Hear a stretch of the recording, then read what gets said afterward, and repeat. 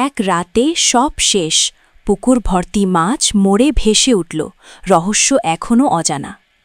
মানিকগঞ্জ সাটুরিয়া থেকে রাকিবুল ইসলামের প্রতিবেদনে দেখুন বিস্তারিত।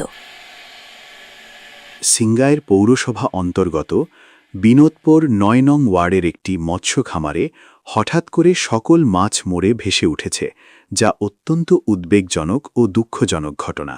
এখনও পর্যন্ত এর সঠিক কারণ নির্ণয় করা যায়নি। কেউ বলছে গ্যাস তৈরি হয়ে এমনটি ঘটেছে, আবার কেউ সন্দেহ করছেন বিষ প্রয়োগের বিষয়টিও। দুঃখজনক হলেও সত্য, এ বিষয়ে এখনও পর্যন্ত কোনো আনুষ্ঠানিক অভিযোগ দায়ের করা হয়নি। কিন্তু এমন একটি গুরুত্বপূর্ণ বিষয়ে নীরব থাকা মোটেও কাম্য নয়। তাই সংশ্লিষ্ট কর্তৃপক্ষের প্রতি জোর আহ্বান জানাচ্ছি, ভুক্তভোগীরা অভিযোগ না করলেও দয়া করে সরেজমিনে উপস্থিত হয়ে পুকুরের পানি ও পরিবেশ পরীক্ষা নিরীক্ষা করে প্রকৃত কারণ উদ্ঘাটন করুন। মৎস্য খাত আমাদের দেশের একটি গুরুত্বপূর্ণ শিল্প। এই শিল্পকে টিকিয়ে রাখতে হলে এমন ঘটনার দ্রুত তদন্ত ও প্রতিকার অত্যন্ত জরুরি।